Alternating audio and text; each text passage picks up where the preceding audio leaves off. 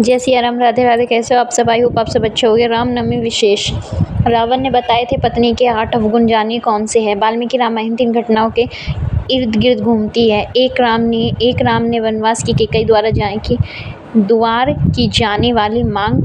2 शूर्पणखा का राम से परिणय निवेदन, फिर निवेदन अस्वीकार करना, लक्ष्मण द्वारा उसका अंग भंग करना। 3 सीता के हरण की मांग, लक्ष्मण को उन्हें छोड़कर जाने की मनाही पर सीता द्वारा अनावश्यक आरोप व दोषारोपण। अंतिम इस घटना का परिणाम ये हुआ कि सीता असुरक्षित हो गई, अपहरण हो गया और युद्ध का कारण बना। रामायण रची गई। वास्तव में ये घटना बताती है कि जीवन सुखद ढंग से निर्वाह किया जा सकता है यदि स्त्रियों में ये दुर्गुण ना होते, वे स्वभाव से चंचल ना होती। रामायण में कैकेयी और शूर्पणखा जैसी महत्वपूर्ण कांसी और पहल करने वाली स्त्रियों को भी घृणित व नकारात्मक छवि वाला दर्शाया गया है। वहीं गोस्वामी तुलसीदास की रामचरितमानस के दोहे के अनुसार सीता को वन में हरण कर ले जाने के बाद रावण उन्हें लंका ले गया। जब श्री राम को सीता जी ने लंका होने के बारे में पता चला तो उन्होंने लंका पहुंचने का प्रयास किया और अंत में वे अपनी वानर सेना के साथ लंका पहुंचने में सफल हुए। उनकी लंका पहुंचने की खबर जब लंकापति रावण के राजमहल तक पहुंची तब रावण की पत्नी मंदोदरी डर गई और वह तुरंत अपने पति के पास गई और उसने अर्ज की कि वह युद्ध ना करे, सीता को उनकी पत्नी श्री राम को सही सलामत वापस दे दे, उनसे क्षमा मांग ले। अपनी पत्नी की बात सुनने के बाद रावण ने उसे पत्नियों के 8 अवगुणों के बारे में बताया। रावण ने कहा कि महिलाएं साहसी तो होती है लेकिन अक्सर अपने बल का प्रयोग वो गलत जगह पर करती है। रामचरितमानस में वर्णित दोहे के अनुसार पत्नियों में जो पहला अवगुण पाया जाता है वह है बहुत ज्यादा साहस होना अच्छी बात है, लेकिन रावण के अनुसार स्त्रियां अपने साहस का अमूमन गलत जगह इस्तेमाल कर लेती है। जैसे ही उन्हें अपने से या जैसे ही वे परिस्थिति की अपेक्षा करती है उससे प्रतिकूल कुछ दिखाई दे तो वे उसे बदलने के लिए साहस के साथ आगे बढ़ती है। वे ये नहीं समझ पाती कि उनके द्वारा दिखाया गया साहस यही है या नहीं। झूठ, इसलिए स्त्रियां अक्सर झूठ बोलती है क्योंकि वो कोमल हृदय वाली होती है जो अक्सर अपनों की बातें छुपाने के लिए झूठ बोल देती है और बुराई का कारण बनती है। रावण के अनुसार पत्नियों में जो दूसरा अवगुण दिखने को मिलता है वह है कि उनकी निरंतर झूठ बोलने की आदत।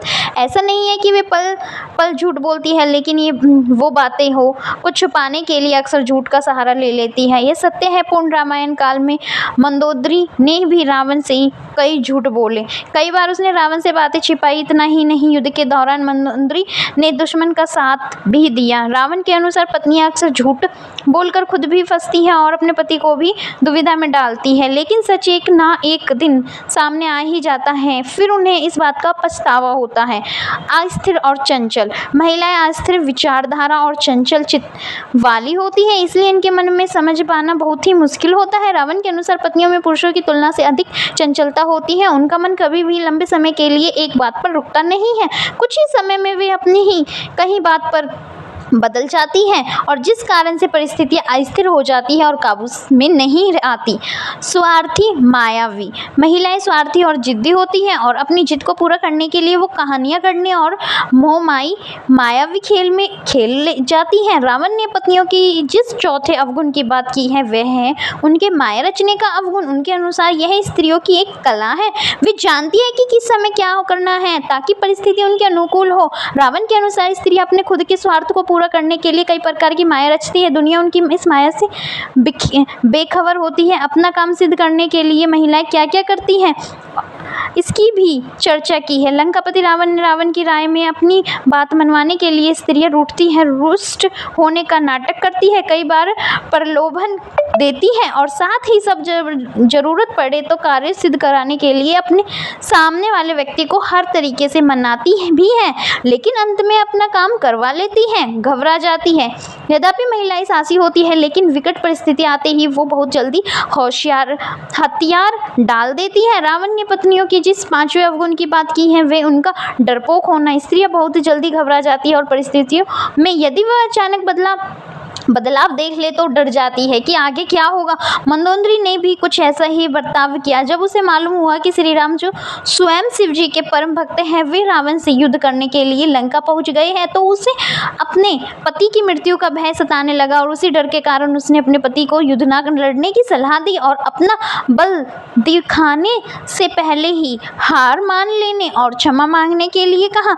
महिलाएं अविवेकी होती है इसलिए अक्सर भावावेश में आकर वे गलत फैसले ले लेती है। इसका एहसास उन्हें बहुत देर में होता है। इसलिए रावण ने यह भी कहा है कि भले ही स्त्री कितनी ही साहसी क्यों ना हो, लेकिन उनके मन में एक भय जरूर होता है और वह भय उनसे अजीबोगरीब कार्य करवाता है। इस भय के कारण उनकी बुद्धि भ्रष्ट हो जाती है। अविवेक, जी हाँ, रावण के अनुसार स्त्रियों का 6वां अवगुण है उनका अविवेक। स्त्रियां भले ही तेज दिमाग वाली होती है, बुद्धिमान भी हो सकती है, लेकिन उनमें कई बार अविवेक जैसा अवगुण देखा जा सकता है जिसके कारण वे बिना सोचे समझे निर्णय ले लेती हैं और बड़ी समस्या में पड़ जाती है। दया नहीं दिखाती। वैसे तो स्त्रियां कोमल हृदय वाली होती है, लेकिन अगर कोई एक बार उनकी नज़र से उतर जाए तो उसे आसानी से माफ नहीं करती। रावण के अनुसार स्त्रियों का 7वां अवगुण है निर्दयता। स्त्रियां दया जरूर करती है, लेकिन जिस पर उन्हें दया न आए वे कभी उस पर भविष्य में भी दया नहीं दिखाती और उनका यह उनका हट ही समझ लीजिए। अपवित्रता। रावण के मुताबिक महिलाएं भले ही कपड़ों से गहनों से खुद को सजाए लेकिन दिल से वो पवित्र नहीं होती। वो साफ सफाई का ध्यान नहीं रखती। इस कारण रावण ने महिलाओं को अपवित्र कहा था। अपवित्रता, माफ कीजिए, उनको इस बात पर सच में बुरा लग रहा होगा, लेकिन रावण के अनुसार महिलाएं अपवित्र होती हैं। उनमें मन की साफ सफाई का भाव होता है, परंतु ये सब उन दिनों की परिस्थितियां हैं। वह सामाजिक संरचनाओं के आधार पर रचा गया था, परंतु अब मान्यता बदल चुकी है, समाज बदल चुका है। अब समय और स्पष्ट रूप से नए समाज और मान्यताओं के समय के द्वारा महिलाओं की संपूर्ण एक तस्वीर बदलने के लिए नए औजारों के निर्माण का वर्तमान में इस बदलाव की सख्त आवश्यकता है। जय सिया राम। वीडियो अच्छी लगी तो प्लीज़ चैनल को लाइक एंड सब्सक्राइब करना ना भूलें। Thank you for watching this video.